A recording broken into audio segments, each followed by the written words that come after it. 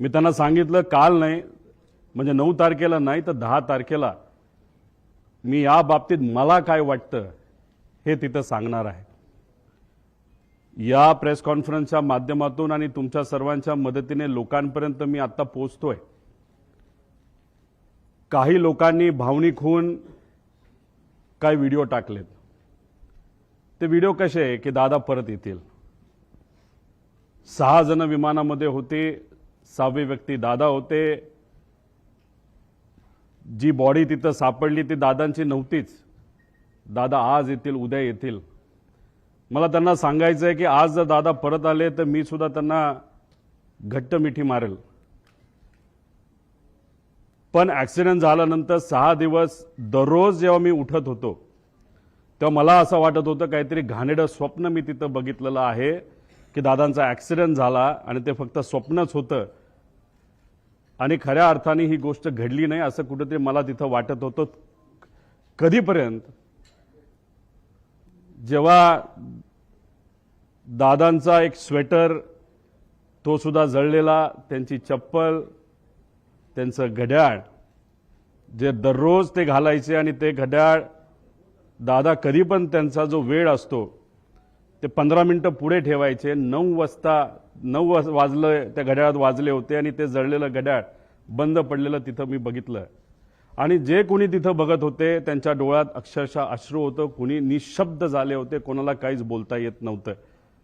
त्यामुळे मला सर्व लोकांना एवढंच सांगायचं आहे की जी घटना झाली नाही, जे दादांना झालं नाही आपल्या सर्वांना वाटतं तसं नसून ही घटना झाली आहे आणि आज दादा आपल्यामध्ये नसले तरी सुद्धा विचाराने ते आपल्या सर्वांबरोबर आहेत। ते हे एक प्रेझेंटेशन इथं मी तुमच्या सर्वांसाठी केलेलं आहे। या प्रेझेंटेशनमध्ये मी स्वतः, माझी टीम, मित्र ज्यांच्या कोणाकडे पर्यंत मी पोचू शकलो त्यांच्याकडनं जी माहिती आम्हाला मिळाली ती माहिती या प्रेझेंटेशनच्या माध्यमातून आपल्या सर्वांपर्यंत आणण्याचा प्रामाणिकपणे प्रयत्न केलेला आहे। काही लोक म्हणतील ही कुठून आणली, कशी आणली? ही आम्ही आणली आहे। अजितदादांच्या प्रेमापोटी ही माहिती आम्ही गोळा केलेली आहे। मी सरकारमध्ये नाही, आम्ही सरकारमध्ये नसलो तरी जे काही जमलं, कारण का शेवटी दादा असतील, साहेब असतील, आम्हा सर्वांना एवढंच सांगितलेलं आहे की प्रयत्न करत राहावा आणि तो प्रयत्न या प्रेझेंटेशनच्या माध्यमातून हाच केलेला आहे की खरं काय घडलं याची माहिती लोकांना पाहिजे, आम्हाला माहिती पाहिजे, म्हणून हा प्रामाणिक असा प्रयत्न तिथं केलेला आहे। माझ्यासारख्या छोट्याशा कार्यकर्त्याला जर एवढं जमत असेल तर मला असं वाटतं की जर सगळ्या रिसर्च एजन्सी, इन्व्हेस्टिगेशन एजन्सी जर सरकारने नाही तर सरकारमध्ये असणाऱ्या लोकांनी जर लावल्या तर लवकरात लवकर आपल्याला या बाबतीतलं रहस्य त्या ठिकाणी कळू शकतं। सुरुवात करत असताना आता दादांचा मुंबई ते बारामतीचा विमान प्रवास थोडक्यात दिलेला आहे। 210 किलोमीटर विमानाचं अंतर त्यांना तिथं कव्हर करायचं होतं। 27 मिनिटं त्यांना त्या ठिकाणी लागणार होती आणि विमान कुठलं होतं तर VSR ही एक कंपनी ऑपरेटर त्यांचं त्या ठिकाणी ते होतं। लेअरजेट नावाचा एक ब्रँड आहे, बंबार्डियर नावाची एक कंपनी आहे कॅनडाची, पण हे विमान हे अमेरिकेमध्ये त्या ठिकाणी बनलं आहे। पुढं आता याबद्दल विमानाबद्दल बोलायचं झालं, बंबार्डियर एरोस्पेस 2010ला हे विमान बनलेलं आहे। लेअरजेट 45 हे विमानाचा टाईप आहे। खूप फास्ट विमान असतं, 51,000 फूट उंचीवर हे विमान त्या ठिकाणी ट्रॅव्हल करतं। बाकीचे जर विमानं आपण बघितले ज्याच्यामध्ये कुठली असू द्या तर ते विमानं हे 41,000च्या आसपास त्या ठिकाणी असतात। आता हे विमान लेअरजेट 45 असं त्या ठिकाणी दिसतं। त्याचे इंटरनल पार्ट हे मी तुम्हाला इथं दाखवले। अंदाजे अजूनपर्यंत आम्हाला कळलेलं नाही, अंदाजे या बाजूला म्हणजे लेफ्ट साईडला दादा इथे कुठंतरी त्या ठिकाणी बसले असावे। या सेक्शनमध्ये आपल्या बॅगा नाहीतर अतिरिक्त जो काय आपल्या बरोबर सामान असतं हे सामान या भागामध्ये त्या ठिकाणी ठेवलं जातं। इथं पेट्रोल म्हणजे ह्या पेट्रोलच्या टाक्या आहेत असं आपल्याला समजायला काय हरकत नाही। बाकी डिटेल जर कोणाला पाहिजे असतं तर हे डिटेलमध्ये इथं दिलेलं आहे। आता या VSR कंपनीची माहिती मला आपल्या सर्वांना द्यायची। याच्यामध्ये विजय कुमार सिंग, त्यानंतर सीमा रिमी सिंग, हे दोघं याच्यामध्ये पार्टनर आहे आणि विस्टा सेल्स प्रायव्हेट लिमिटेड नावाची एक कंपनी आहे. 2 डिरेक्टर विजय कुमार सिंग आणि रोहित सिंग. विजय आणि रोहित हा विजयचा मुलगा आहे. रोहित सिंग बद्दल मी पुढे 2-3 स्लाइड पुढे त्या ठिकाणी आपल्या सर्वांना माहिती देतो. याच्यामध्ये जर बघितलं तर हे 3 शेअर होल्डर इथं दिसतात, पण या खोलामध्ये जर गेलो विस्टा सेल्स प्रायव्हेट लिमिटेडमध्ये 27 वेगवेगळे शेअर होल्डर आहेत. ह्याच्यात जर खूप खोलात आपण गेलो तर कोणाची कंपनी आहे, कोण तिथं शेअर होल्डर आहे, विमान कोणाचे, हे तिथं आपल्या सर्वांना कळेल.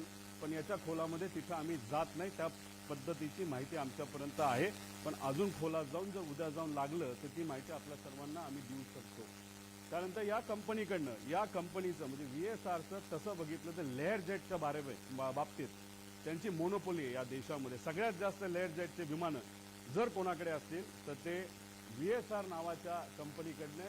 विजय कुमार सिंग एक छोट्या कंपनीमध्ये काम करायचे, पण नंतर कष्ट केले असतील, नाहीतर काय बऱ्याच काय गोष्टी झाल्या असतील, त्यांनी स्वतःची VSR नावाची ही कंपनी तिथं सुरू केलेली आहे. पुढे आता अपघाताच्या दिवसाची टाईमलाईन जर आपण बघितली तर 7:02 तिथं जो क्रू असतो म्हणजे पायलट, अटेंडंट हे सगळे तिथं 7:02 तिथं पोहोचले. कॅप्टनली चेक केलं बारामती एअरपोर्टला, तिथं फोन केला असेल, माहिती घेतली असेल, ATCशी बोलणं झालं असेल, बाबा तिथं विजिबिलिटी आहे का, असा प्रश्न तिथं केल्यानंतर तिथं ऑल ओके 7:10 सांगण्यात आलं. 7:17 दीपक जाधव, विदीप जाधव जे त्यांचे PSO होते दादांचे, हे तिथं पोहोचले होते. 7:50 दादा विमानतळाकडे पोहोचले. 7:56 विमान मुंबई विमानतळ रडारच्या संपर्कात आलं की मुंबईच्या ATCला सांगितलं आता आम्ही टेक ऑफ करायला तयार आहे. 8:10 आणि 51 हे टेक ऑफ झालं. तुम्ही म्हणताल या बाजूला काय, या बाजूला काय आहे याची माहिती थोड्या वेळानंतर मी आपल्या सर्वांना देतो, पण ही माहिती अतिशय महत्त्वाची आहे. एका ग्रुप चॅटची ही माहिती आहे आणि त्या ग्रुप चॅटवर खूप काही आपल्याला पुढे जाऊन कळणार आहे. नाव फक्त दिलंय, पुढचा नंबर तिथं मी दिलेला नाही, पण नंबर सुद्धा तिथं आहे. एका ऍक्च्युअल ग्रुप चॅट मधले हे स्नॅपशॉट तिथं काढलेले. त्या ग्रुप चॅट मध्ये अधिकारी सुद्धा असतात, PA सुद्धा असतात. त्याबद्दलची माहिती मी पुढे तुम्हा सर्वांना देतो. आता विमान 8:22 विमान लोणावळा जवळच्या आसपास त्या ठिकाणी तिथं असेल. 8:25 विमान पुणे जवळ, पुणे शहराजवळ असेल. 8:30 विमान यवत हे जे गाव आहे त्याच्या आसपास असेल. 8:32 सुपे म्हणून गाव, सुपे जळगाव गाव हे बारामतीमध्ये आहे, तिथं असेल. 8:43 ते 8:45 दरम्यान दुर्दैवी घटना, खरंच जी घटना अतिशय आपल्या डोळ्यांमध्ये पाणी आणते ती घटना या टाइमच्या वेळेस त्या ठिकाणी घडली. 9 वाजता दादा गंभीर जखमी आहेत. ऍक्सिडेंट झाला हे आम्हाला कळलं होतं, पण आमच्या सगळ्यांच्या मनात असं होतं की जखमी आहेत, हॉस्पिटलमध्ये आहेत, पण जिवंत आहेत, अशी कुठली बातमी आमच्या कानामध्ये यावी. तशी 9 वाजता ती बातमी सुरू होती, पण 9:45 पहिली बातमी आली ती म्हणजे दादांच्या निधनाची, जी ऐकल्यानंतर अक्षरशः मन पण सुन्न झालं आणि डोकं सुद्धा सुन्न त्या ठिकाणी झालं. आता ही माहिती म्हणजे हा जो प्रवास आहे, हा प्रवास हे जे एक सॉफ्टवेअर आहे नाहीतर ऍप आहे, ज्याच्याकडे विमान असेल त्यांना हे ऍप उघडता येईल. जो पायलट असेल हे ऍप उघडता येईल. युनिव्हर्सल ऍप आहे, याच्यामध्ये तुम्हाला सगळ्या विमानाची माहिती तिथं कळू शकते.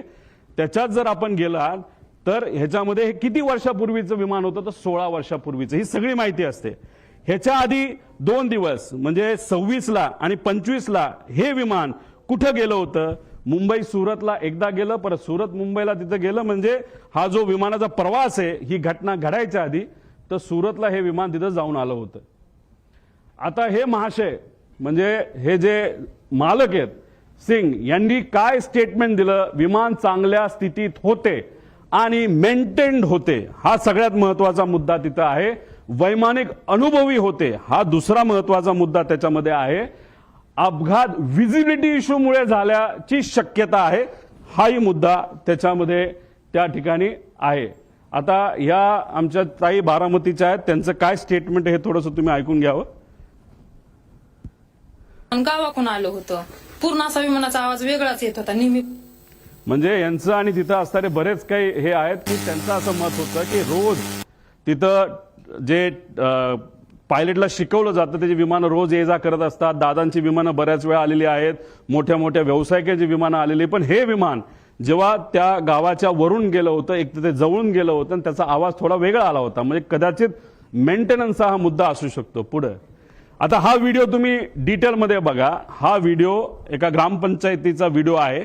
हे गोल दाखवलंय, तो जे विमान आलं सरळ झालं, ते तिथं टिल झालं आणि दुर्दैवी 11 सेकंदात ते खाली आपल्या सगळ्यांना पडलेला आणि तो स्फोट झालेला त्या ठिकाणी बघायला मिळाला. म्हणजे हा सगळा सीसीटीव्ही फुटेज हा आपल्या सर्वांना बघायला मिळतो आणि हे झालं, हे सीसीटीव्ही फुटेज आपल्याला मिळालं म्हणून आता आपण सर्वजण चर्चा करू शकतोय. हे सीसीटीव्ही फुटेज आलं नसतं तर जसं इतर प्लेन क्रॅश बद्दल नुसतं मोघमच बोललं जातं तसंच कदाचित या बाबतीत सुद्धा दुर्दैवाने बोललं जाऊ शकलं असतं. पण हा सीसीटीव्ही फुटेज आपल्या सर्वांसाठी अतिशय महत्वाचा आहे. आता याच्यामध्ये आपल्याला प्रश्न काय पडतात, म्हणजे मालक तर बोलून गेला की काय झालं असावं हे असेल, तर ह्याच्यामध्ये विमान काय बिघाड, म्हणजे ह्याच्यामध्ये काय बिघाड झाला होता ज्याच्यामुळे ते विमान स्टॉल झालं. स्टॉल झालं म्हणजे बंद पडून ते एका बाजूला त्या ठिकाणी वळलं. तर का ते स्टॉल झालं, असं का झालं? मेकॅनिकल फेल्युअर झाला असेल का? त्यानंतर टेक ऑफ पूर्वी विमान चेक करण्यात आले होते का?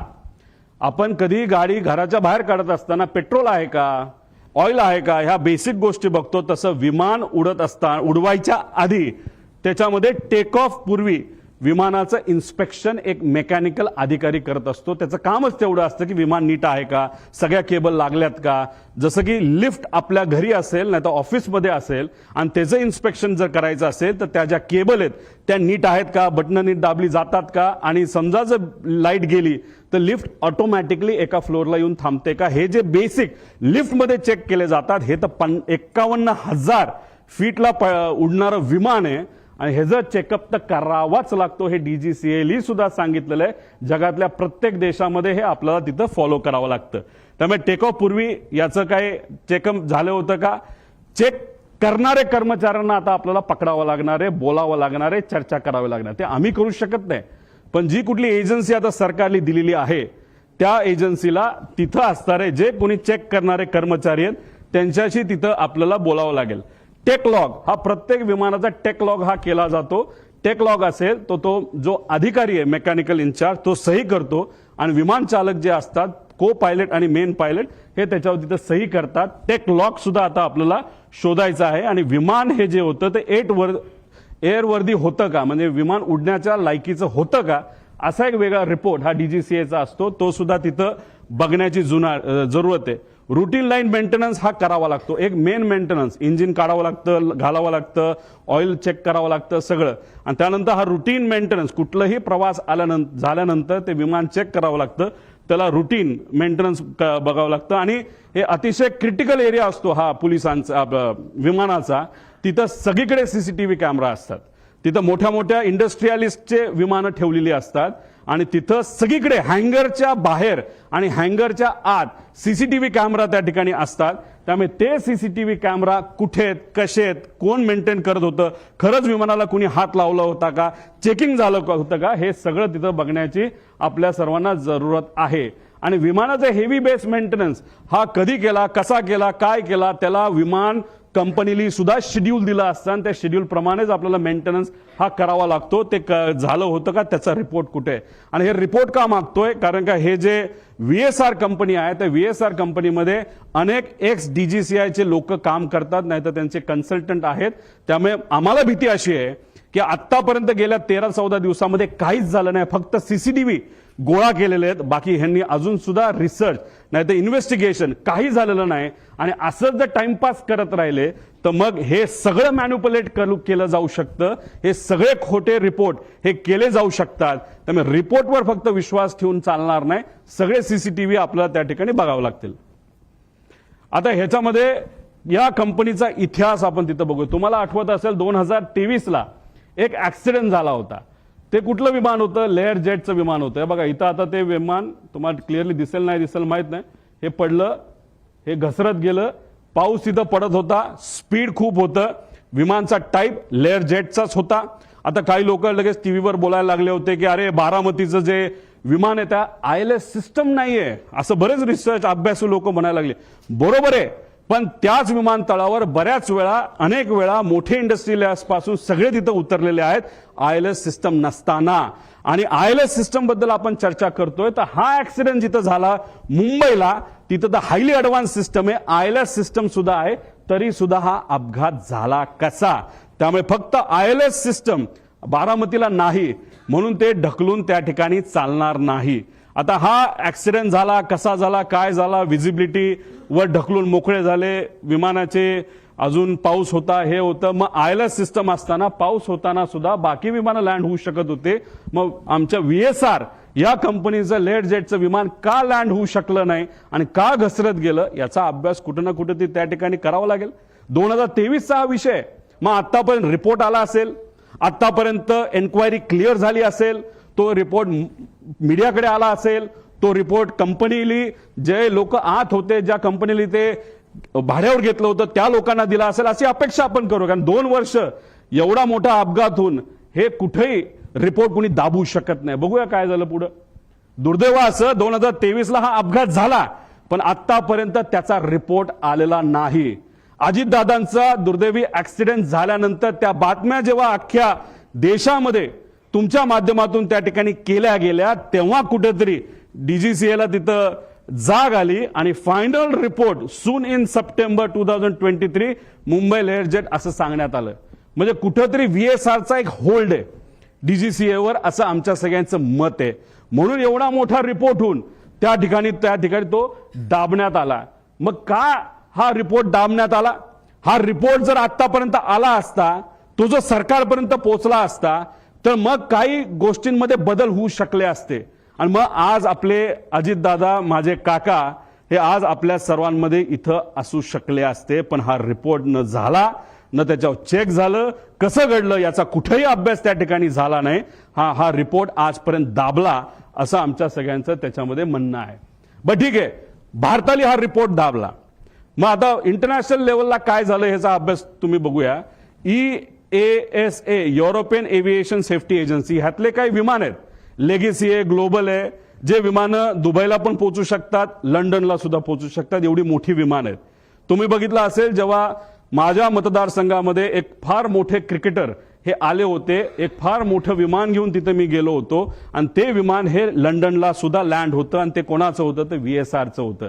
मग हे विमान लंडनला तिथं पोहोचत असेल, नाही तर युरोपमध्ये तिथं जात असेल, जेव्हा ही घटना भारतामध्ये, महाराष्ट्रामध्ये, मुंबईमध्ये घडली 2023ची, त्याची दखल युरोपियन एव्हिएशन सेफ्टी एजन्सीने घेतली आणि एजन्सीने VSRला विचारलं, अरे बाबा तुला TCO थर्ड कंट्री ऑपरेटर म्हणून आम्ही परवानगी दिलेली आहे, तुम्ही आमच्याकडे लँड होऊ शकता, पण ही घटना घडली कशी याचा रिपोर्ट आम्हाला तू दे, सेफ्टी तू करतो काय करतो कशा या बाबतीत आम्हाला थोडी तरी माहिती दे. दुर्दैवाने आतापर्यंत ती माहिती ही या मोठ्या एजन्सीला, या VSR कंपनीली दिलेली नाही. तिथे सुद्धा हे दाबण्यात आलं आणि कुठंतरी काहीतरी गोष्ट लपवण्यात आली आणि त्यांनी सांगितलं लेवल 1 ची त्रुटी असल्याच्या कारणाने EASA कडून VSRचा परवाना रद्द झाला. लेवल 1 म्हणजे काय? सगळ्यात बेसिक सेफ्टी ज्याच्यामुळे ऍक्सिडेंट होऊ शकतो, विमान पडू शकतं, माणूस जाऊ शकतो, याला लेवल 1 ची सेफ्टी त्याच्यामध्ये म्हणतात आणि ते तिथं झालं. आता there is major non compliance, त्याने हे direct serious risk to flight safety immediate corrective action required, त्याशिवाय आम्ही उडून देणार नाही असं युरोपियन एजन्सीने सांगितलं. आणि त्यांनी काय केलं? सस्पेंडेड ऑपरेशन, ग्राउंडेड एअरक्राफ्ट, सगळे अप्रुव्हल्स आणि सर्टिफिकेट काढून टाकले. सगळा मेंटेनन्स आणि त्याच्या फ्लाईट ऍक्टिव्हिटीज त्या युरोपमध्ये होत्या सगळ्या बंद करून टाकल्या. आता हे जर युरोपची कंपनी करू शकते, हे महाराष्ट्रात घडलं, देशात घडलं, तरी VSR अजूनपर्यंत का विमानं उडवते असा प्रश्न आमच्या सगळ्यांचा आहे. माझे काका गेले, आपले दादा त्याच्यात गेले, पण आज VSRच्या माध्यमातून CMांची फ्लाईट तिथे घेतल्या जातात, सगळ्या मंत्र्यांच्या फ्लाईट घेतल्या जातात, तिथं दुसरे उपमुख्यमंत्र्यांच्या फ्लाईट घेतल्या जातात. त्यांच्या सेफ्टीबद्दल तर आपण विचार केला पाहिजे. एक नेता आमचा गेला पण बाकी नेत्यांचं काय? मग ह्या VSRला अजूनपर्यंत का परवानगी दिली जाते? त्यांचा एवढा होल्ड की अजितदादांचा ऍक्सिडेंट होऊन सुद्धा त्यांना तिथं थांबवलं जात नाही. ESA सारख्या मोठ्या एजन्सीली त्यांचा रद्द परवाना करून सुद्धा त्यांना तिथं परवानगी दिली जाते. तर एवढं फेवर VSRला का केलं जातं असं आमचं मत आहे. मग आम्ही काय केलं, एक्स पायलट जे पायलट VSR कंपनीमध्ये काम करत होते, जे इंजिनियर VSR कंपनीमध्ये काम करत होते, DGCAचे एक्स अधिकारी जे VSRला ओळखून होते, या सर्व लोकांची चर्चा केल्यानंतर तुमच्यातले काही अभ्यासू आणि रिसर्च करणारे पत्रकार सुद्धा अशा लोकांना भेटल्यानंतर ह्या गोष्टी समोर आल्या. फ्लाईट ड्युटी टाइम लिमिटेशन 12 तास गॅप लागतो. जर मी पायलट असेल आणि मी जर उडवलं असेल तर 12 तासानंतरच फ्लाईट उडू शकतो. पण ही कंपनी VSR कंपनी हे जे रिपोर्ट असतात FDTL हे मॅन्युपुलेट करतात. म्हणजे फक्त आकड्याचा खेळ त्या ठिकाणी केला जातो आणि 6 तासापूर्वी सुद्धा जर एखादा पायलट आला असेल तर त्याचा कदाचित इन्सेंटिव्ह दिलं जातं, नाही तर तुला नोकरीवरनं काढतो असं सांगितलं जातं आणि लगेचच त्याला तिथं विमानात बसवलं जातं. त्यानंतर कॉकपिट व्हॉइस रेकॉर्डिंग म्हणजे एक असतो ब्लॅक बॉक्स. ब्लॅक बॉक्समध्ये फक्त आवाज स्टोअर होतो असं नाही, आवाजाबरोबर ते जे इक्विपमेंट्स आहे ते कसे बिहेव करत होते, कुठं काय एक्सेलरेशन होतं, स्पीड काय होतं, आपली पोझिशन काय होती, कुठला काटा कुठं होता, हे सगळं ब्लॅक बॉक्समध्ये तिथं येतं. पण नॉर्मली जर आपल्याला कॉकपिट व्हॉइस रेकॉर्डर हे साधे रेकॉर्डर असतात, त्यात कॉकपिटमध्ये काय झालं, संभाषण काय झालं याची माहिती आपल्याला देता येते. VSR मध्ये कॉकपिट व्हॉइस रेकॉर्डर सिस्टम हे बंद ठेवलं जातं. त्यानंतर चेकलिस्ट टेकलॉग हा मेंटेन नीट केला जात नाही, तर मॅन्युपुलेट केला जातो. स्टँडर्ड ऑपरेटिंग प्रोसिजर SOP त्यांचं कुठेही नाही. आणि कॉस्ट कटिंग मध्ये हे महाशय ही कंपनी अतिशय माहिर आहे. त्याच्यामध्ये मेंटेनन्समध्ये कमतरता दाखवणं, नाही तर कुठलंही विमान, नाही तर हेलिकॉप्टर घ्या, ते हेलिकॉप्टर जर आपल्याला उडवायचं असेल तर त्याच्यामध्ये तास दिले जातात. 2200 तास ब्रँड टू ब्रँड, नाही तर 2500 तास. ते झाल्यानंतर इंजिन चांगलं असलं काही नसलं तर पूर्ण इंजिन 6 कोटी रुपयाचं एखाद्या सिंगल इंजिन हेलिकॉप्टरचं आपल्याला बदलावंच लागतं. तसं इथे असतं. पण या कंपनीकडनं तिथं टायमिंग हे कुठेतरी चेंज केले जातात, मॅन्युपुलेट केले जातात आणि त्यामुळेच कुठेतरी ही घटना घडतात असं आमच्या सगळ्यांचं त्याच्यामध्ये मत आहे. आता गो अराउंड, आता अजितदादांना घेऊन हे विमान फ्लाय करत होतं VVIP, म्हणजे ज्यांना Z सिक्युरिटी, Z+ सिक्युरिटी आहे अशा व्यक्तीला हे विमान घेऊन चाललं होतं. विमान उडत असताना जर तिथं व्हिजिबिलिटीचा इश्यू असेल नसेल तरी त्या पायलटला 2 स्टेशन द्यावं लागतात. एक जिथं चाललाय तिथं आणि बॅकअप एअरपोर्ट तुम्हाला सांगावं लागतं. कदाचित ह्यांनी मुंबई ते एअरपोर्ट दिलं असेल, नाही तर हैदराबाद तिथं दिलं असेल. आता तिथं गो अराउंड करत असताना एकदा ट्राय केला, दुसऱ्यांदा कदाचित त्यांना ते दिसलं नसावं. त्यांनी सांगितलं हो दिसलं, पण दिसलं नसावं तर तिसऱ्यांदा राऊंड घ्यायला पाहिजे होता. पण ह्यांनी तो घेतला नाही. दुर्दैवाने सेकंड अटेम्प्टलाच त्यांनी तो प्रयत्न केला. जी घटना घडली ती घडली. आणि दुसरं कसं असतं, ह्यांना पुढे कुठे जायचं होतं, अजित काकांना घेऊन हे कुठं जाणार होते, बारामतीला जाणार होते. आणि बारामतीवरनं हे कुठं जाणार होते, शमशाबाद ते पटना, तिथं कोणतरी व्यक्तीला तिथं घेऊन जाणं. म्हणजे ह्यांना घाई होती, नाही बाबा जायचंच आहे, नाही तर 10 लाख रुपये आपलं जे भाडं आहे ते त्याच्यामध्ये बुडू शकतं. आपण पुण्याला गेलो तर हे भाडं आपण बारामतीला पोहोचू शकलो नाही, तेही पैसे आपल्याला मिळणार नाही. म्हणून कुठंतरी या कंपनीकडनं या पायलटवर प्रेशर होतं असंही आपल्याला त्या ठिकाणी बोलता येईल. आता दुसरं स्टॉल वॉर्निंग सिस्टम, म्हणजे याच्यामध्ये एखादं विमान स्टॉल होण्यापूर्वी आपल्याला एक अंदाज येतो, काही ती गडबड त्याच्यामध्ये होते. हे विमान स्मार्ट विमान असतं आणि ह्याच्यातली ही जी काय स्टॉल वॉर्निंग सिस्टम आहे, आमचा प्रॉपर इंटेल आहे. आमचं काही लोकांशी तिथं बोलणं झालंय, फक्त त्यांनी सांगितलं आमचं कृपा करून तुम्ही नाव नका सांगू, आमच्या नोकऱ्या तिथं जातील. त्यांची चर्चा अशी, जे विमान अजित काकांना घेऊन तिथं ते ऍक्सिडेंट झालं त्याच्यामध्ये ही जी स्टॉल वॉर्निंग सिस्टम ती बंद होती. ती बंद असल्यामुळे काही गोष्टी आपल्याला आधीच कळल्या नाही आणि त्यामुळे ती घटना त्या ठिकाणी घडली असावी असं काही तज्ज्ञांचं तिथं मत आहे. आणि हेवी बेस मेंटेनन्स केलं कुणी ह्याच्यासाठी आम्ही हे पुरावे त्या ठिकाणी मागतोय. PTT पुश टू टॉक, म्हणजे तुमची वॉकी टॉकी असते, आपण बटन दाबतो, आपण बोलतो, पलीकडचं ऐकतो. तसं विमानामध्ये PTT असतं. हे PTT जेव्हा चालू होतं तेव्हा कॉकपिटमध्ये बटन दाबल्यानंतर जे जे काय चालू असतं, जसं की आता मी पोहोचतोय, आता लँड होतोय, मी पुढे तुम्हाला ट्रान्सक्रिप्ट दाखवेल, तर ते सगळं कळतं.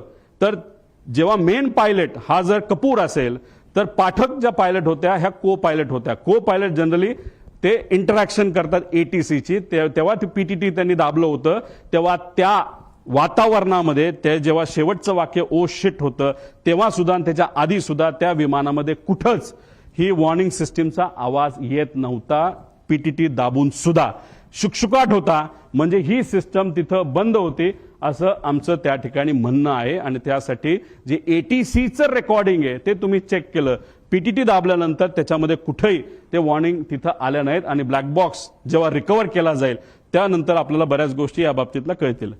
आता दुसरा विषय असा आहे की हा व्हिडिओ तुम्ही ऐका, मग तुम्हाला त्या ठिकाणी मी सांगतो. आमच्या गावातनं उतरताना आमच्या गावात एक मंदिर आहे, त्या मंदिराच्या कळसाला सुद्धा टेकायची काही लोकांना शक्यता.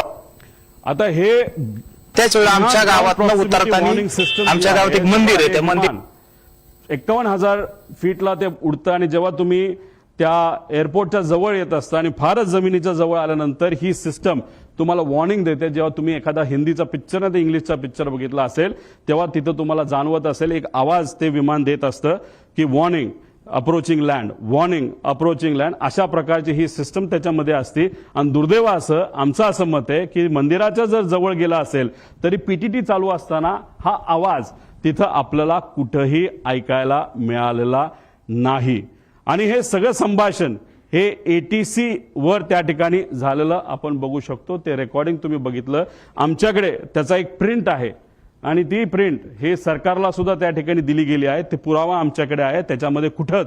आणि आम्ही जेव्हा काही लोकांशी बोललो तेव्हा त्यांच्याकडनं सुद्धा आम्हाला कळालं की अशा पद्धतीने आम्हाला कुठंच काही हे ऐकू आलं नाही. त्यामुळे ही जी सिस्टम आहे ती सुद्धा बंद होती, नाही तर खराब झाली होती. आता ह्याच्यामध्ये VSR संदर्भातले काय प्रश्न की हेवी बेस मेंटेनन्स हा कुठं केला जातो हे आपल्याला माहिती घ्यावं लागेल. या देशामध्ये 2च MRO आहेत. एक मुंबईच्या आसपास आहे, प्रफुल्ल पटेल साहेबांची मालकी त्या MROची असं आम्हाला त्या ठिकाणी कळतं. आणि दुसरं कुठे दिल्ली साईडला त्या ठिकाणी आहे. पण हे MRO आहे. पण ह्या कंपनीकडे एक वेगळा MRO होतो असं म्हणतात. ते स्वतःच्या कंपनीच्या माध्यमातून ही सगळी 27 विमानं ते मेंटेन त्या ठिकाणी करत होते. मग त्यांच्याकडे एक्सपोर्ट होते का? जसं तुमच्या कंपनीमध्ये म्हणजे तुम्ही सगळे वेगळ्या वेगळ्या चॅनलचे असला तरी जर 5च चॅनल असतील तर हा रिपोर्टर जास्तीत जास्त या 5 मध्येच कुठेतरी जाणार आहे. मग तिथून नोकरी निघाली की परत 5 मध्ये दुसरीकडे जाणार आहे. तसंच MRO जर 2च असतील तर मग ते लोक कोण आहेत? जे लोक या VSR कंपनीमध्ये आज काम करतात, पूर्वी ते कुठं काम करत होते, कोण आहेत ते, कुणी ते सह्या केल्या, रमेश नावाचा माणूस कोण आहे, त्याचा काय अनुभव आहे, तो मेंटेनन्सचा त्याला का प्रमुख केलं, त्याला तुम्ही एन्क्वायरीसाठी घेतलं का तो गायब झालाय, हे सगळे प्रश्न आपल्याला तिथं पडू शकतात. एन्क्वायरी कुठंच नाही चालली म्हणून आम्हाला आमच्या लेवलला माझ्या काकासाठी आमच्या दादासाठी या सगळ्या गोष्टी करायला लागतात.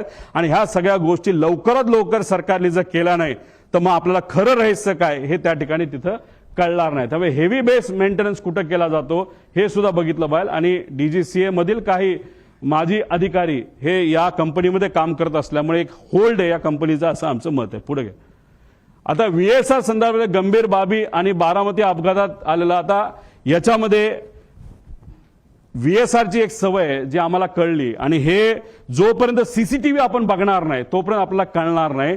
तर हे लोक काय करायचे नाही तर करतात तर हे कॅन असतात विमानाचे. जसं दादा ज्या विमानामध्ये बसलेले, मागे मी म्हणलो होतो बॅग ठेवायची जागा, आणि दादा खूप जास्त लांब जाणार नव्हते त्यामुळे ह्यांना एक सवय त्यांच्याच एका अधिकाऱ्याने आणि पायलटनी मला सांगितलंय, आम्ही कॅन एक्स्ट्रा इल्लीगल आहे, DGCA अलाव करत नाही.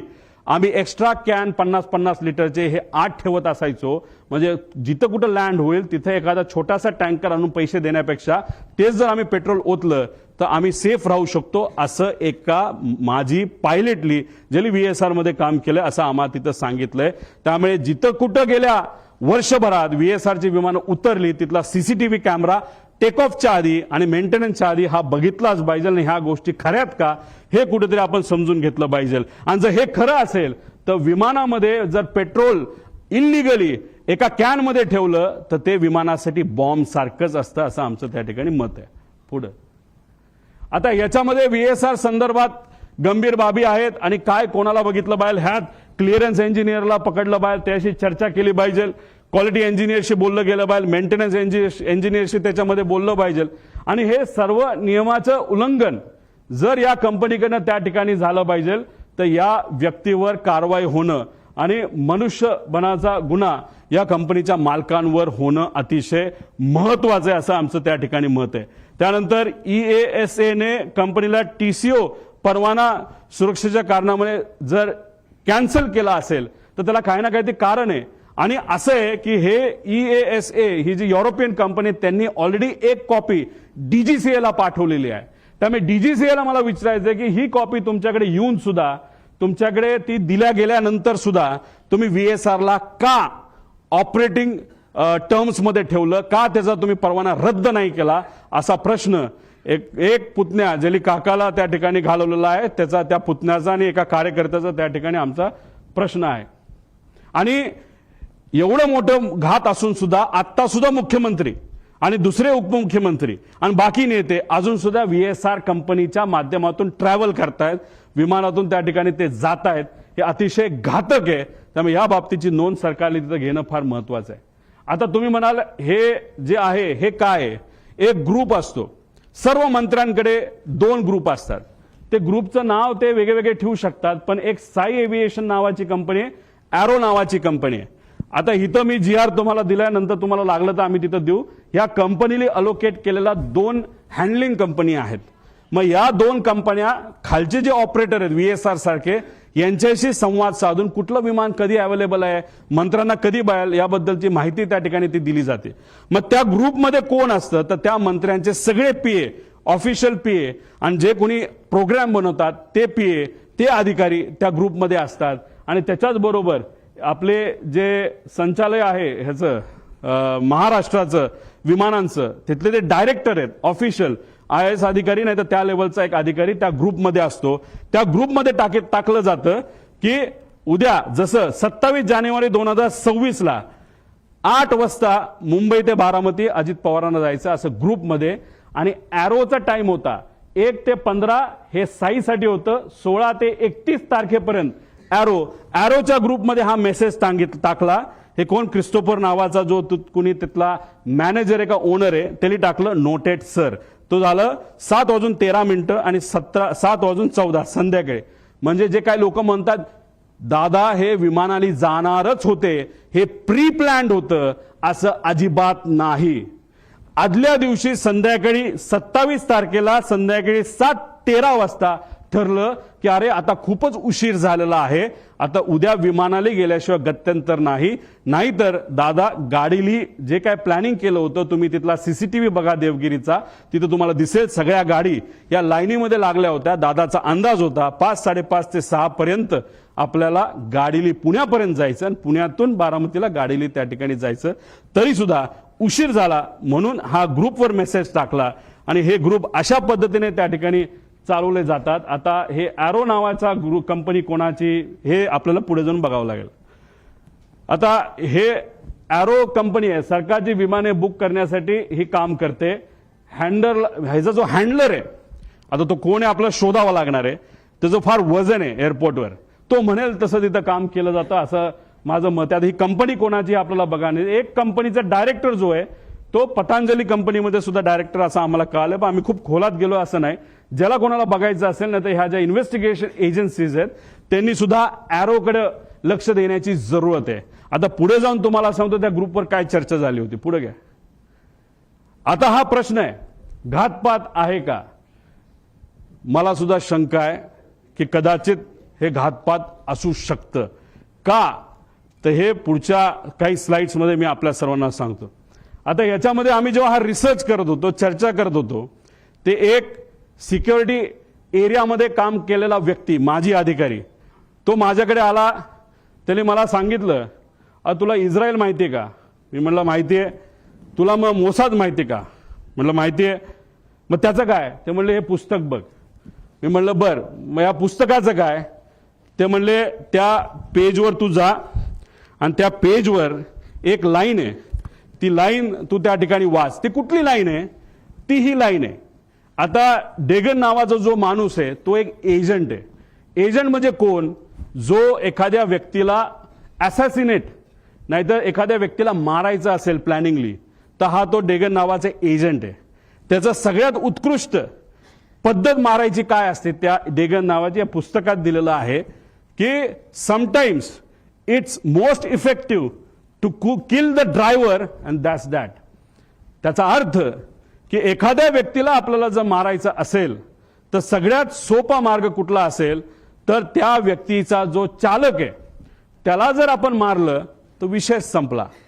आता गाडीत असेल तर ड्रायव्हर, मोटरसायकलला असेल तर रायडर आणि विमानात असेल तर पायलट, असं म्हणायला काय हरकत आहे.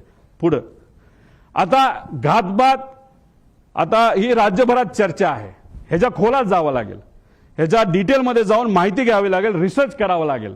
पण माझा काका गेलाय, आमचा दादा गेलाय, महाराष्ट्राचा एक फार मोठा नेता गेलेला आहे.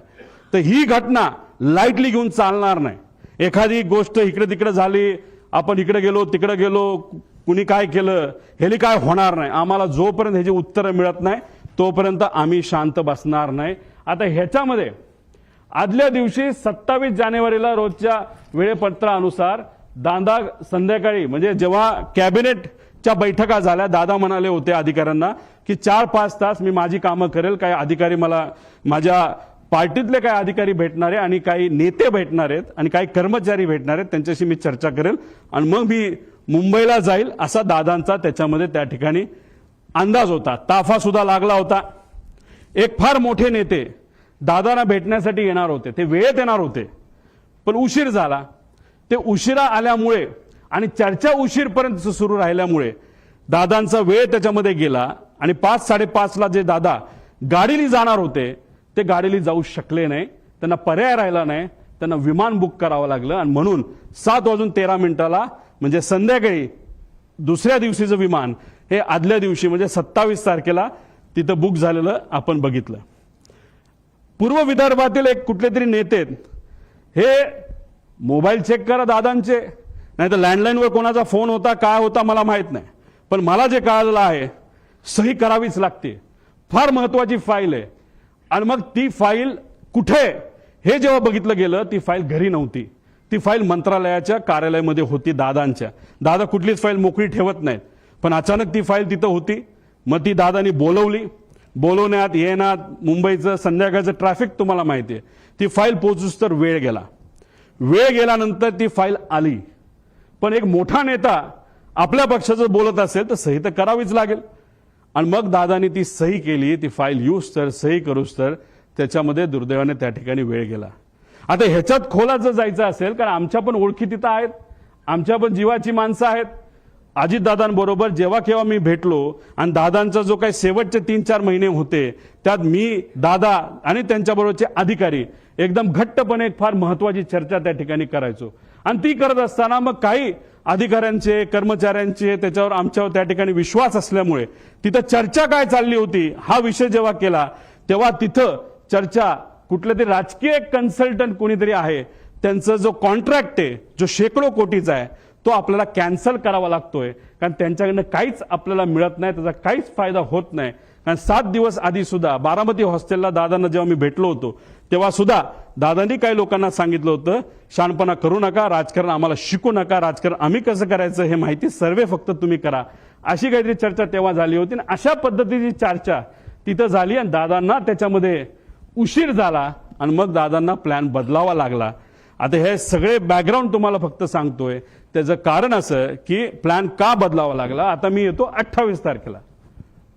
आता काही लोक म्हणतात उपमुख्यमंत्री आहेत, दादा कडक होते, शिस्तीचे होते, दादांनी सांगितलं असेल पायलटला ए बाबा उडलंच पाहिजे, पण दादांचं स्टेटमेंट तुम्ही बघा, ते स्वतःच्या मुखातून ते काय बोलतात. मला ते तिकडनं जाणं गरजेचं होतं, कारण वैमानिकाचा दिवस आला की उशीर झाला तर मला निघून जावं लागलं, कारण ते अलीकडचे तास. म्हणजे दादा कधी पण विमान उडवत असताना कॅप्टनला विचारायचं, बाबांनो काय वाटतं, जायचं का नाही जायचं, उडायचं का नाही उडायचं, काय अडचण आहे, तुम्हाला जे वाटतं ते करा. एका ठिकाणी त्यांना यायचं होतं, मुंबईकडनं ते उडले पण होते, माझा अंदाज आहे 2-2.5 वर्षापूर्वीची गोष्ट असेल, हेलिकॉप्टरले होतं, लोणावळ्याला धुक्क वाढलं होतं. दादांना त्या कॅप्टनली सांगितलं थोडंसं दुःख जास्त आहे, रिस्क आहे, पण आपल्याकडे डबल इंजिन हेलिकॉप्टर आहे, अजिबात दादा काळजी करू नका. दादा म्हणले काय नाही, मुंबईला परत दे. दादा परत मुंबईला गेले आणि गाडीली पुण्याकडे त्या ठिकाणी आले. हे दादांची वस्तुस्थिती होती. दादांचं एक मत होतं, जो एक्सपर्ट आहे, जो त्यातला एक्सपर्ट आहे त्याचा ऐका, अभ्यास करा, रिस्क उगाचच त्याच्यामध्ये त्या ठिकाणी घ्यायची नाही, अशी दादाची भूमिका होती. हे होते आमचे दादा जे वेळेवर एअरपोर्टला पोहोचले, पण नंतर जे घडलं ज्याच्यामध्ये काही गोष्टी तुम्हाला पुढे मी सांगतो. पुढे घ्या. आता हे एक ईमेल आहे. या ईमेलमध्ये 2 नावं आहेत क्रू डिटेल्सची. ह्याला क्रॉस व्हेरीफाय करावं लागेल हे ईमेल. याच्यामध्ये कॅप्टन साहिल काहीतरी आहे बाबा मदन आणि कॅप्टन यश असे 2 नावं प्रपोज केली गेली होती. बाकी सगळं तिथं लिहिलेलं आहे आणि कुठं जाणारे मुंबई बारामती वगैरे सगळं तिथं दिलं होतं. आता हे आहेत दोघं, पण झालं असं की नाव ते दुसऱ्या दिवशी बदलण्यात आलं. हे आहेत मदन. मग त्यांच्या मिसेसली एक मेसेज ते सोशल मीडियावर टाकलं होतं की मदनचं नाव जेव्हा सुरू झालं होतं तेव्हा त्यांच्या मदनच्या नावाने तिथं सुरू झालं होतं की वाईट वाटतं, दुर्दैवी त्यांची मृत्यू झाला. मग त्यांच्या मिसेसली ते तिथं टाकलेलं आहे. आता हे दोघांची नावं होती, पण मग हे त्यांना त्या ठिकाणी नियुक्ती झाली, म्हणजे पाठक आणि कपूर यांचं नाव तिथं आलं. तर मग आमचा विषय आणि कधीच तुम्ही बघितला असेल कपूरचे कुठला तरी मित्र कुठेतरी बोलत होता की बाबा नो कपूर आदल्या दिवशी बाहेरून आला होता भारताच्या, तो उडवणारच नव्हता, पण मग त्याला अचानक सांगितलं आणि मग त्यांनी उडवायला घेतलं विमान, असं तुम्ही कुठेतरी ऐकलं असेल. तर मग आमचा प्रश्न असा आहे की मग टेक ऑफ पूर्वी मुख्य पायलट हे का बदलले गेले आणि मग का असं नाव चेंज त्या ठिकाणी केलं गेलं. आणि जर टेक ऑफ करायचं असेल तर त्या पायलटला आधीच यावं लागतं. आणि तिथं असं सांगितलं होतं की हे 2 पायलट हे ट्रॅफिकमध्ये 6:30 वाजता सकाळी अडकलेत आणि ते येऊ शकत नाहीत, म्हणून दुसरे पायलट आम्हाला द्यावं लागला, अशी कुठेतरी एक स्टेटमेंट आम्ही सोशल मीडियावर आणि काही मीडियाच्या माध्यमातून तिथं ऐकली होती आणि काही अधिकाऱ्यांनी सुद्धा त्या ठिकाणी सांगितलं होतं. पुढे घ्या. आता हे व्यक्ती आहेत 7 वाजता हे क्रू तिथं पोहोचलं. आता अप्रुव्हल कधी आलं तर 12:30 ओके, विमान मध्यरात्री 12-12:30 वाजता की विमान फायनल झालंय, क्रू फायनल झाली आणि त्यांनी सांगितलंय की ओके. सकाळी त्यांनी 7 वाजता मेसेज केला की क्रू हे एअरपोर्टला पोहोचले आहेत. मग आता प्रश्न आम्हाला असे निर्माण होतात. पुढे घ्या. की हे जे 2 पायलट आहेत जे ट्रॅफिकमध्ये अडकले असं म्हणतात, मग कुठं होते, त्यांचा सीडीआर तुम्ही काढलाय का? ट्रॅफिक पोलीसच्या बऱ्याच ठिकाणी तिथं सीसीटीव्ही कॅमेराज आहेत, ते तुम्ही तिथं बघितले का? मग हे 2 ट्रॅफिकमध्ये अडकले तर मग हे 2 काय एअरपोर्टलाच राहायला होते का? एअरपोर्टच्या जवळ राहायला होते का? मग हे दोघं तिथं कसे आले? असा बरेच काही प्रश्न आम्हाला तिथं पडतात. त्यानंतर ते आल्यानंतर ब्रेथ अनालिसिसची टेस्ट झाली का, ज्याच्यामध्ये आपल्याला ते जसं पोलिसांनी रात्री तुम्हाला पकडलं, तुम्ही पिलं असलं काय नसलं काय तुम्हाला ते फुंकावं लागतं, तसं हायली ॲडव्हान्स्ड ब्रेथ अनालायझर हे एअरपोर्टला असतात, डीजीसीएला दिलेले असतात. त्याचा फोटो सुद्धा निघतो. ते सीसीटीव्ही आहेत का, तोच तो होतो का, त्याचं ब्रेथ अनालिझर केलं का, तिथं कॅमेरा आहेत का, कॅमेराचा रेकॉर्ड कोणाकडे आहे, त्यानंतर विमानाकडे गेल्यानंतर तिथं चेक करत असताना ते रेकॉर्ड आहेत का. 7 वाजता ते पोहोचले असतील, दादा जर 8ला पोहोचले असतील तर 1 तासाचा वेळ आहे, त्यात त्यांनी विमानं चेक केली आहेत का, विमानात काय वेगळं ठेवलंय का, असे बरेच प्रश्न त्याच्यामध्ये आम्हाला त्या ठिकाणी निघतात. आणि हे सर्व गोष्टी आता बघण्याची जरूरत आहे असं आमचं मत आहे. आणि कोणतरी असं म्हणलं होतं की कपूर हे हाँगकाँगवरनं आले होते, मग ते खरंच आले होते का इंटरनॅशनल फ्लाईटवरनं, हे सुद्धा बघण्याची जरूरत आहे. कारण इंटरनॅशनल फ्लाईटवरनं जर एक व्यक्ती ज्याला दारू प्यायची खूप सवय असं ऐकलं होतं आणि पुढेही काही पुरावे त्याच्यामध्ये आहे, मग इंटरनॅशनल फ्लाईटवर दारू दिली जाते, मग तो पिऊन आला होता का, अशा सगळ्या गोष्टी बघण्याची जरूरत आहे. कदाचित त्यांच्या परिवाराला असं वाटत असेल मी काहीतरी वेगळं बोलतोय. मला त्यांना एवढंच सांगायचं, आमचा तो हक्क आहे. आम्ही परिवारातली लोक आहेत, आमच्या शंका जर असतील तर शंकेचं निरसन हे झालंच पाहिजे, कारण आम्ही आमचा माणूस गमावलेला आहे, तुम्ही तुमचा माणूस गमावलेला आहे. तुम्ही तुमची बाजू बघा, आम्ही आमची बाजू बघतो. पण आमच्या मनात ज्या शंका आहेत त्याला कुठं ना कुठेतरी उत्तर हे मिळालं पाहिजे. का गेले 13 दिवस मला तरी तिथं झोप लागलेली नाही आणि कदाचित जोपर्यंत ह्या गोष्टी सापडत नाही, क्लिअर होत नाही, तोपर्यंत झोप लागणार नाही आणि मी झोपणार सुद्धा त्याच्यामध्ये नाही. पुढे तुम्ही जर गेला तर आता मुख्य पायलट सुमित कपूर बद्दल आपण थोडीशी माहिती घेऊ. मार्च 10ला दिल्ली बेंगळुरू विमान उडण्यापूर्वी त्याला प्री फ्लाईट अल्कोहोल टेस्टमध्ये त्याला पकडण्यात आलं. पुन्हा 7 एप्रिल 17ला दिल्ली गुवाहाटीचं विमान उडवत असताना त्याचं टेस्टिंग जेव्हा केलं तेव्हा तो सापडला. तुम्ही म्हणा तिथं सापडला, इथं का नाही? ह्या सगळ्या कमर्शियल फ्लाईट्स होत्या असं आम्हाला कळतंय. कमर्शियल फ्लाईट्सवर बऱ्याच गोष्टी स्ट्रिक्ट असतात, प्रायव्हेट फ्लाईटला कदाचित तेवढ्या स्ट्रिक्ट नसाव्या असं वाटतं. 3 वर्ष त्याला निलंब करण्यात आलं. त्याच्याबरोबर काम करण्याला एका व्यक्तीला आम्ही जेव्हा बोललो त्यांनी सांगितलं लेअरजेट म्हणजे उद्या जर मला ग्लोबल नावाचं विमान उडवायचं असेल तर मला त्याचं ट्रेनिंग घ्यावं लागतं, त्या कंपनीकडे जावं लागतं, तसंच हा सीपी म्हणजे कमर्शियल पायलट असल्यामुळे बोईंग एअरबस उडवत असेल आणि तिथं लेअरजेट उडवायचं असेल तर त्याला अमेरिकेत लेअरजेटची फॅक्टरी म्हणजे बंबाडियरची फॅक्टरी असल्यामुळे अमेरिकेत जाणं महत्वाचं होतं. तो तिथं गेला. मला जे कळालंय तिथं गेल्यानंतर दुर्दैव असं त्यांनी इतकी दारू पिली का काहीतरी असं मला कळालंय. हे क्रॉस व्हेरीफाय करावं लागेल की त्यांना ट्रेनिंगला जाता आलं नाही. हे रिपोर्ट आता आपल्याला काढावं लागतील खरंच हे घडलं होतं का आणि त्यांना परत ट्रेनिंगला पाठवण्यात आलं असंही आम्हाला त्याच्यामध्ये त्या ठिकाणी कळलं होतं. आता इतर पायलटली लेझर जेटची परीक्षा अमेरिकेला सांगितलं. आता एक बडा नेता जो सांत्वन करण्यासाठी घरी आला होता त्यांनी सांगितलं हाच महाशय माझं सुद्धा विमान हेच VSR कंपनीचं हे नांदेडला हे घेऊन चालले होते आणि ज्या पद्धतीने त्या कपूरली लँडिंग केली त्याच्यावरनं मी VSRला कंप्लेंट केलेली आहे. हा मोठा नेता कोण, नांदेडला कधी गेला होता, खरंच त्यांनी कंप्लेंट केली का हे आपल्याला त्याच्यामध्ये बघावं लागेल. सत्तेतला एक मोठा नेता त्याच्यामध्ये आहे. त्यानंतर ट्रॅक रेकॉर्ड फारच वाईट होतं. तरी मग या व्यक्तीला तिथं अजितदादांचं विमान नाही तर VIPचं, उद्धव ठाकरे साहेबांचं, फडणवीस साहेबांचं, एकनाथ शिंदे साहेबांचं, ऍक्टरचं ह्या सगळ्यांचं विमान का उडवायला दिलं असा प्रश्न आमचा तिथं आहे. पुढं आता ह्याच्यामध्ये तुम्ही जर बघितलं असेल तर VK सिंग म्हणजे हा मालक त्यांचा एक ग्रुप आहे व्हॉट्सअपचा. त्या ग्रुपवर आम्ही ही माहिती काढली. कशी काढली काय काढली हे नका मला विचारू पण ही माहिती आहे. आता तुम्ही म्हणाल ही माहिती तुम्ही देत आहात ते डिलीट केलं तर काय, तुम्ही व्हॉट्सअप किती डिलीट करा सगळी माहिती कळते. त्यामुळे जो कोणी तिथे इन्व्हेस्टिगेट करणार आहे हा ग्रुप कुठला, हा ग्रुप कोणाचा, त्या ग्रुपवर कोण आणि गेल्या 2 वर्षामधल्या त्याच्यावरच्या ज्या काही डिस्कशन आहेत हे लोकांसमोर त्या ठिकाणी आल्या पाहिजे. ह्याची एक डिस्कशन ह्याच्यामध्ये तुम्ही बघितली. Today once again a important flight had to be cancelled as number 1 of PSC has been found to be badly drunk. दारू पिला होता. त्याच्यामध्ये बरंच काय दिलं की तुम्ही पार्टी करता हे करता आणि त्याच्यात may I request my dearest colleagues captain Sunny जो खन्ना कोण असेल कॅप्टन रंधवावा आणि स्टार केलंय कॅप्टन सुमित द ग्रेट. म्हणजे दारू प्यायचा विषय आल्यानंतर द ग्रेट सुमित कॅप्टन आणि खाली आहे कॅप्टन रोहित. आता तो सिंग आहे का, सिंग म्हणजे कोण, तो डायरेक्टर आहे VSR कंपनीमध्ये म्हणजे याचाच कॅप्टनचा मुलगा. आता तो खरंच तो असेल रिसर्च नंतरच कळेल आणि डायरेक्टरच तिथं दारू पित असेल पायलट असून सुद्धा तर मग हे फार डेंजरस आहे. कारण डायरेक्टरलाच या गोष्टीचं महत्व नसेल तर बाकीच्या पायलट काय करणार. नाही तर जर डायरेक्टरच आपल्याबरोबर दारू पित असेल तर काय आपल्याला फरक पडतोय. अशी मानसिकता या लोकांची होऊ शकते असं आम्हाला वाटतं. हे त्यांच्याच ग्रुपवरनं काढलेला हा मेसेज आहे 2 जानेवारीचा. VSR कॅप्टन VK सिंग म्हणजे मालक. पुढं अजून एक मेसेज त्यांचा आहे काय, VSR ड्युटी सेल डील काय असेल ते. डिअर कॅप्टन सुमित भाई अँड जो कुणी असेल प्रावग, you will be sober and do not do your evening stunts.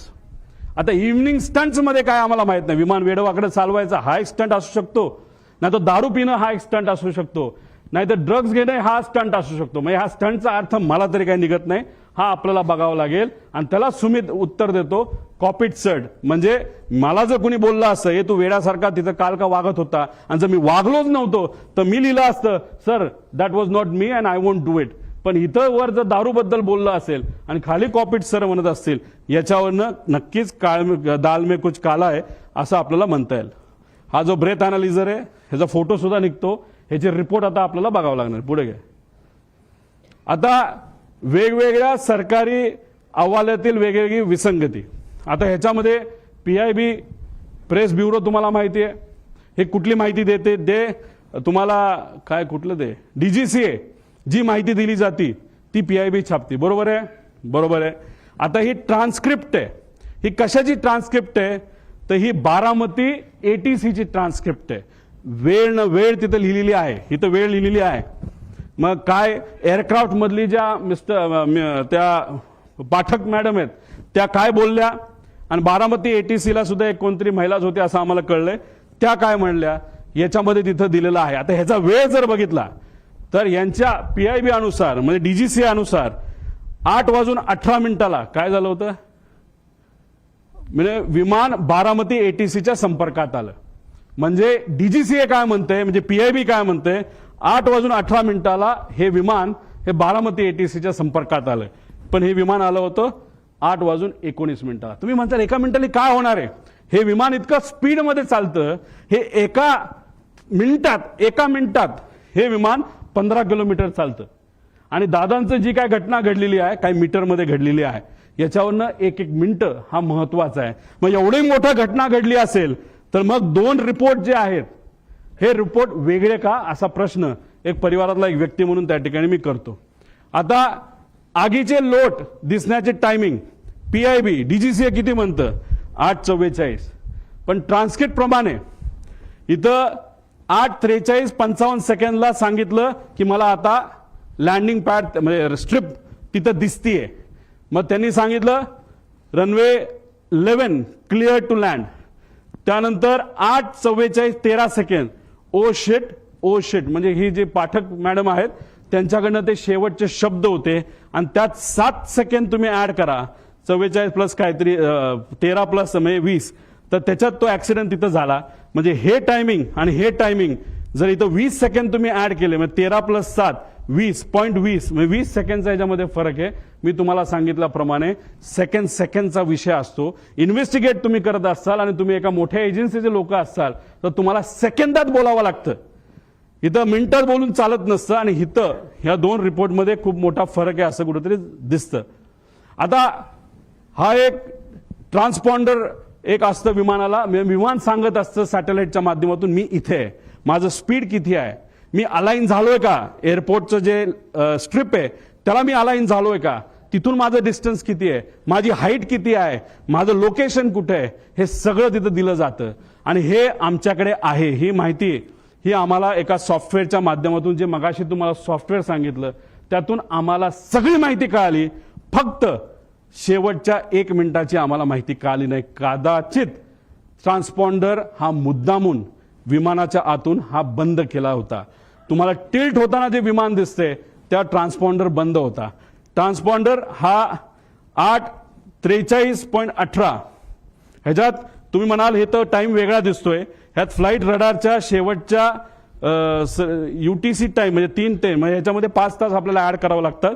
त्यात 8:43.18 जेव्हा हे बंद झाला ट्रान्सपॉन्डर, का बंद झाला, का कुणी बंद केला, असे प्रश्न आम्हाला त्याच्यामध्ये आहे. आता आपल्याला शेवटपर्यंत कळालं असतं.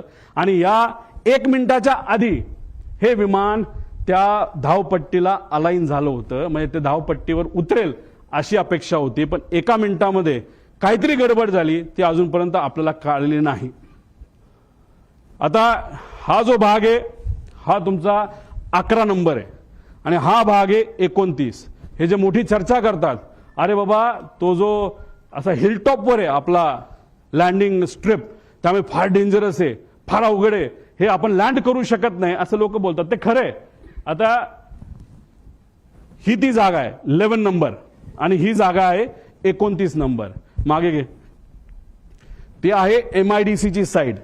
इथं तुम्ही जर गेला तर सपाट आहे, सपाट, काही तिथे टेन्शन नाही. तिथं तुम्ही कसंही लँड होऊ शकता. त्यावेळेस जे विंड स्पीड होतं ते ऑलमोस्ट नव्हतं.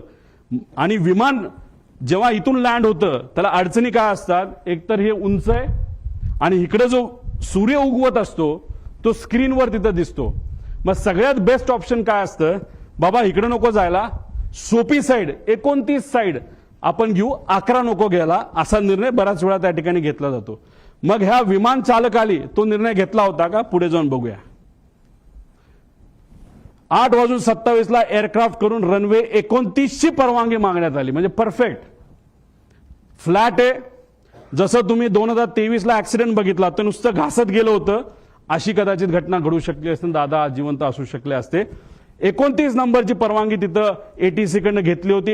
ATC ती परवानगी दिली आणि 2 मिनिटांनंतर एअरक्राफ्ट करून रनवे 11 ची परत परवानगी मागितली. का, कशामुळे, काय कारण, प्रश्नच आहे. म्हणजे सोपं सोडून अवघड कशाला घ्यायचं. बरं एकदा मागितली का, नाही.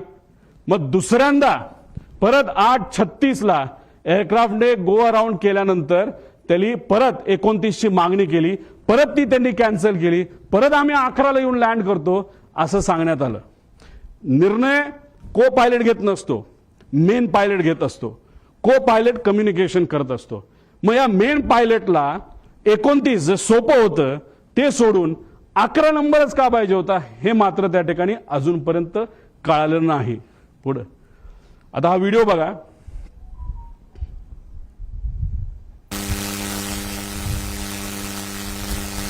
थोडं मागे या. ही लांबून तुम्हाला दिसत असेल हे धुकं आहे. विजिबिलिटी हा प्रॉब्लेम होता.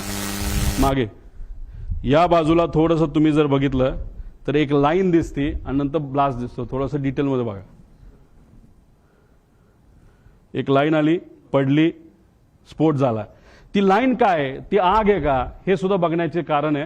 हे आपल्याला बघावं लागेल. ते काय अजूनपर्यंत कळलं नाही. ही विजिबिलिटी आहे. जो रनवे आहे, रनवेच्या जवळ तिथं ट्रायल केली जाते, नाही तर ट्रेनिंग केलं जातं म्हणून तिथं काही कॅमेरा ठेवले. त्या कॅमेरातला हे व्हिज्युअल आपल्या सगळ्यांना त्या ठिकाणी बघता येईल. पुढे घ्या. आता ह्याच्यामध्ये हे आहे व्हिज्युअल फ्लाईट रूल्स. हे रूल काय सांगतं. आता मी सुद्धा हेलिकॉप्टर जेव्हा जातो तेव्हा मला विचारावं लागतं टेक ऑफ किती वाजता करायचा. मग टेक ऑफ किती वाजता करायचा कोण परमिशन देतं. एटीसी का परमिशन देतं. धुक्कं असेल आणि 1500च्या खाली जर विजिबिलिटी असेल तर मला परवानगी मिळत नाही. मला परवानगी हेलिकॉप्टरला 1500च्या पुढे असा अंदाज त्या ठिकाणी आहे. मग मी विचारलं विमानाला काय परवानगी आहे. विमानाला स्ट्रिक्ट रूल आहेत. कोणाचे आहेत. डीजीसीएचे रूल्स आहेत, व्हिज्युअल फ्लाईट रूल्स, की 5000 मीटरची जोपर्यंत विजिबिलिटी येत नाही तोपर्यंत विमान उडवायचंच नाही. म्हणजे लँडिंग सोडा, टेक ऑफ सुद्धा तुम्ही करू शकत नाही असे आदेश त्या ठिकाणी तिथे दिले होते. आता तुम्हाला मला विचारायचंय की 8:30 वाजता विजिबिलिटी 3 किलोमीटरची होती. बघा 8:31 आणि 11 सेकंडला visibility is 3 kilometre as of now. कुणी सांगितलंय. बारामती एटीसी. आता इथं ही जी कोणी व्यक्ती आहे हँडलर ॲरोचा, तो काय म्हणतो captain checking visibility at Baramati 7:03. All okay sir 7:10. म्हणजे काय विजिबिलिटी इज ओके. मग आता ॲरोला पकडायला काय कारण आहे. ॲरोली खोटी माहिती का दिली. साधा प्रश्न आहे. 8:30 वाजता जर विजिबिलिटी 3 किलोमीटर असेल तर सकाळच्या वेळेस 7 वाजता विजिबिलिटी कमी असेल का जास्त असेल. धुक्क जास्तच असेल ना. मग हा महाशय 7:10 म्हणतो ऑल ओके सर, म्हणजे visibility is okay, okay to take off. म्हणजे ह्या व्यक्तीने सुद्धा ऑफिसमध्ये जिथं डायरेक्टर महाराष्ट्राचा डायरेक्टर एव्हिएशनचा ज्या ग्रुपमध्ये त्या ग्रुपमध्ये हे महाशय म्हणतात all okay visibility is fine, okay to take off. आणि ही गोष्ट बघितल्यानंतर आमचे दादा विमानात बसले आणि मग तिथं जे काय घटना त्या ठिकाणी घडली. मग ॲरोला पण जबाबदार धरायला काय कारण आहे. धरायलाच पाहिजे. त्यामुळे हे सगळे विषय आहेत. त्यामुळे इथं मोठा रूलचा डिफिशिएट आहे. मग या पायलटला माहित होतं विजिबिलिटी नाही तरी तो हिरोगिरी करायला का गेला. मुद्दामून गेला का. त्याच्यावर कुठलं प्रेशर होतं का वेगळंच काय कारण आहे. आणि कदाचित त्याच्या मनामध्ये ही घटना घडवायचीच होती असे होते का, असे प्रश्न आम्हाला तिथं उद्भवतात. पुढच्या काय गोष्टी बघितल्यानंतर तुम्हाला त्या गोष्टी खऱ्या वाटतील. पुढे घे.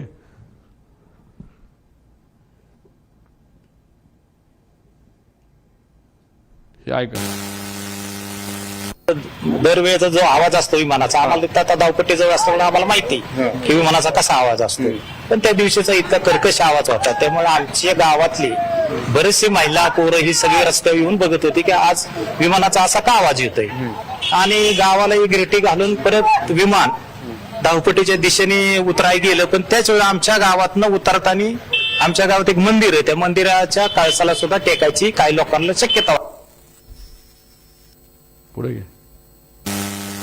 म्हणजे विमान लँड होण्यापूर्वी जे गाव आहे त्या गावाच्या कळसाला विमान घासून गेलं. म्हणजे 1 मिनिट जो ट्रान्सपॉन्डर बंद झाला होता शेवटचा, जे सॅटेलाइटची कनेक्शन आहे मुद्दामून तोडण्यात आलं होतं ट्रान्सपॉन्डर बंद करून, असं आमचं मत आहे. याच्यामध्ये नॉर्मली एमिंग पॉइंट हा पुढे असतो. त्यानंतर मग सेंट्रल लाईन बघितली जाते. लँडिंग डेझिग्नेटर असतो थ्रेशोल्ड. याच्यावर लँड करायचं नसतं, याच्या पुढेच लँड करावं लागतं. आणि ही जर बारामतीची साईड बघितली थ्रेशोल्ड इथे आहे. आता 1 मिनिट जे ट्रान्सपॉन्डर बंद केला तर त्याचा जर आपल्याकडे डेटा आला असता तर हे बंद पडलं विमान असं आपलं जे दिसतं ते जर झालं नसतं तरी आमचं असं मत आहे की हे विमान इथं येऊन धडकलं असतं. मग कदाचित असं होतं का की इंटेन्शनच होतं विमान लँड करायचं ना, क्रॅश करायचं?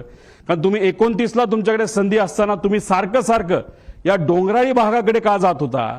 आणि जर तुम्ही एवढ्या लो आला होता, मग कुठंतरी तुम्ही जर ते तिथं बंद पडलं नसतं, नाही तर ते एका बाजूला गेलं नसतं, तर तसंही ते जाऊन विमान तिथं धडकू शकलं असतं, असं आम्हाला त्या ठिकाणी भीती आहे. नाही तर आम्हाला त्याबद्दलची त्या ठिकाणी शंका आहे. म्हणजे थ्रेशोल्डच्या खाली म्हणजे हे अनेक असे प्रश्न, म्हणजे एमिंग पॉइंट हा तो तिथली शेवटची बाजू म्हणजे डोंगराळी बाजूच एमिंग पॉइंट होतं का, असा प्रश्न त्याच्यामध्ये आहे. आणि त्याच्यातच तो पॉइंट समोर येत असताना कदाचित असंही होऊ शकतं, जेव्हा पाठकाला ते कळालं, त्या ज्या मॅडम होत्या त्यांनी कदाचित मग विमान एका बाजूला ओढण्याचा प्रयत्न केला. काय हे जोपर्यंत ब्लॅक बॉक्स आपल्याला मिळत नाही, जोपर्यंत आपल्याला कम्युनिकेशन त्या कॉकपिटमध्ये काय झालं हे जोपर्यंत कळत नाही, जोपर्यंत इक्विपमेंट मुवमेंट तिथे कळत नाही, तोपर्यंत ह्या गोष्टी आपल्याला कळणार नाही. त्यामुळे ह्या गोष्टींकडे खऱ्या अर्थाने लक्ष देण्याची जरूरत आहे. पुढे आता ह्याच्यामध्ये आपण जर बघितलं तर तुम्ही सुद्धा गाडी चालवत बाहेर जावा,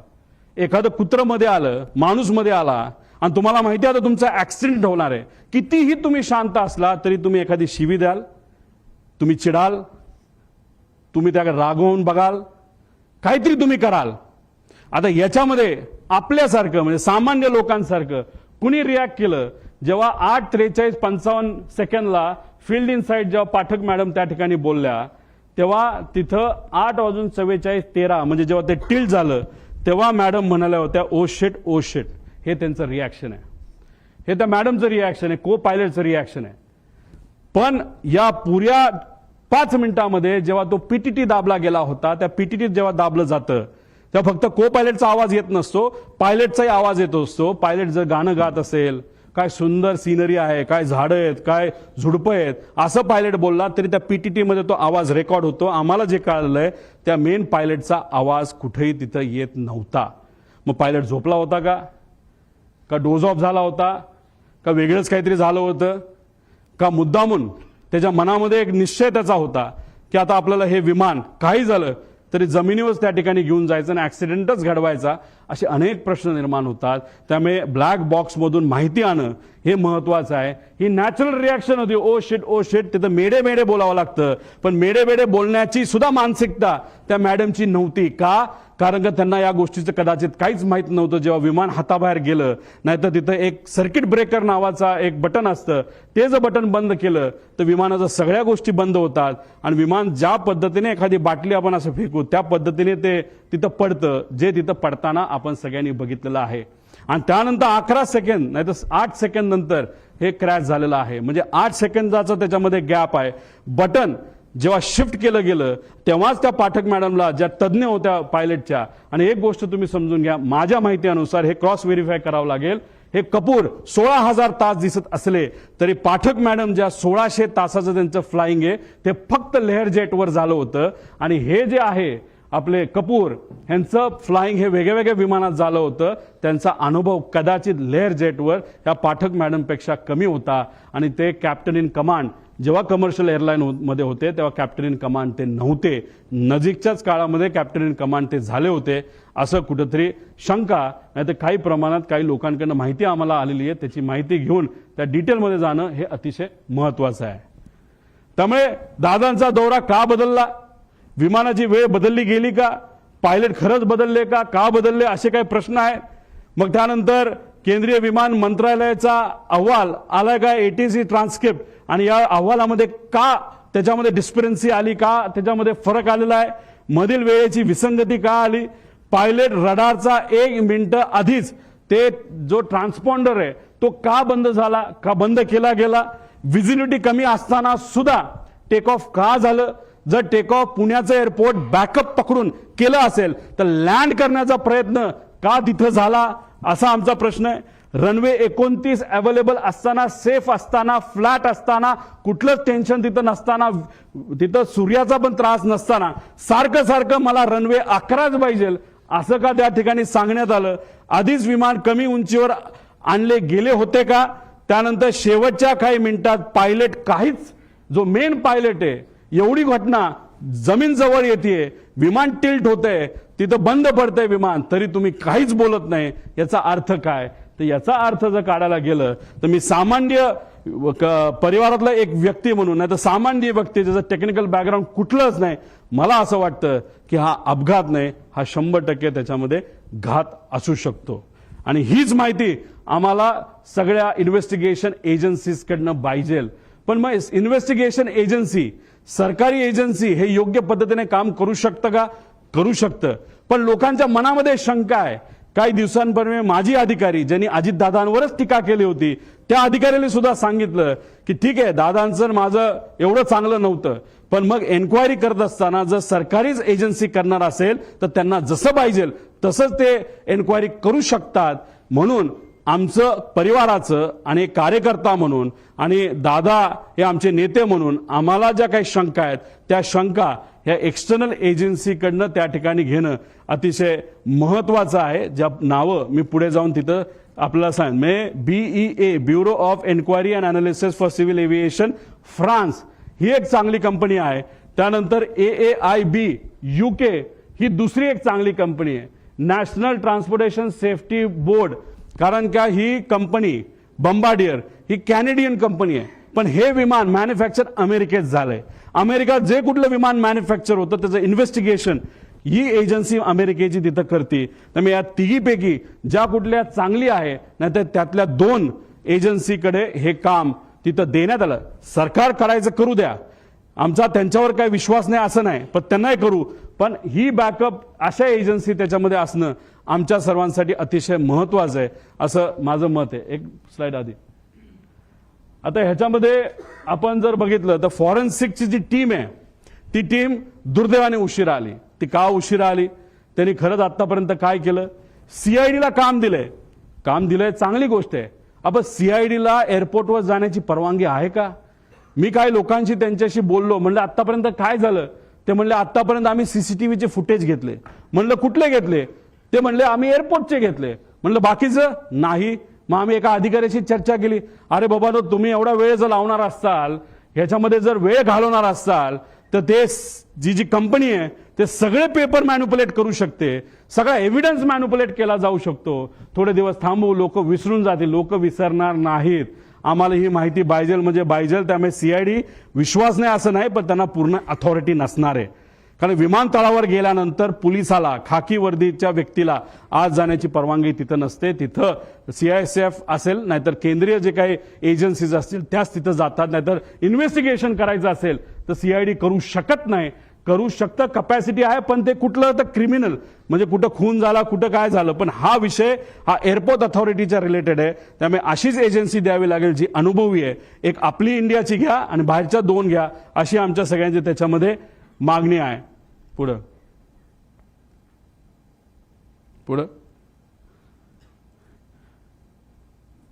हे सगळे विषय आहेत. आणि एक महत्वाचा विषय तुम्हाला सांगतो की जेव्हा केव्हा तुम्ही पूर्वीच्या दादांचे व्हिडिओज तिथं बघितले असतील, त्या व्हिडिओजमध्ये दादा प्लॅस्टिकची बॉटल घेऊन तिथं काही गोष्टी करताना बघितलं असेल. पाणी पिताना प्लॅस्टिकच्या बॉटलमध्ये पाणी पिताना तुम्ही बघितलं असेल.